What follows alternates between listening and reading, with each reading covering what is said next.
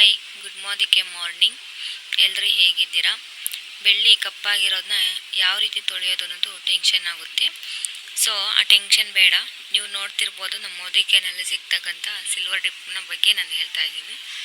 ಅದರಲ್ಲಿ ಜಾಸ್ತಿ ರಿಸ್ಕ್ ಅನಿಸೋದಿಲ್ಲ, ತುಂಬ ಈಸಿಯಾಗಿ ತೊಳ್ಕೊಬೋದು. ಸಿಲ್ವರ್ ಡಿಪ್ ನೀವು ನೋಡ್ತಿರ್ಬೋದು ಎಷ್ಟು ಬೇಗ ಕೊಳೆ ತೆಗೆಯುತ್ತೆ ಅನ್ನೋದು ನಾನು ನಿಮಗೆ ತೋರಿಸ್ಕೊಡ್ತೀನಿ. ಈಗ ಅದರೊಳಗಡೆ ಒಂದು ಸ್ಟಿಕ್ ಇದೆ.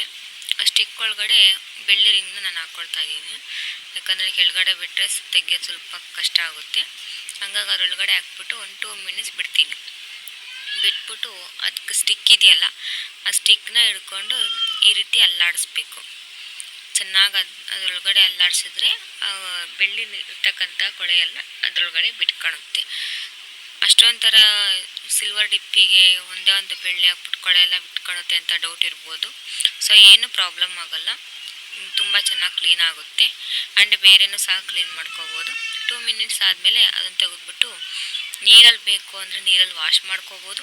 ಇಲ್ಲ ಅಂದರೆ ನಾನೀಗ ಏನು ಮಾಡ್ತಿದ್ದೀನಿ, ಡೈರೆಕ್ಟು ಬಟ್ಟೆಲ್ಲೇ ಸಹ ಒರೆಸ್ತಾ ಇದ್ದೀನಿ. ಅದೇ ರೀತಿ ನೀವು ಒರೆಸ್ಕೋಬೋದು.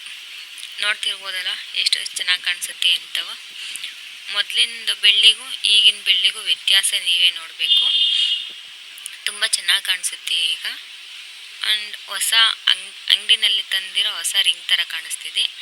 ಇದು ನಾನು ಹಾಕ್ಕೊಂಡಿರೋ ಅಂಥ ಬಿಫೋರ್ಗು, ಆ್ಯಂಡ್ ಇದು ತೊಳೆದಿದ್ದಾದ್ಮೇಲೆ ಆಫ್ಟರ್ನೂನ್. ಚೆನ್ನಾಗಿದೆಯಲ್ವಾ? Thank you.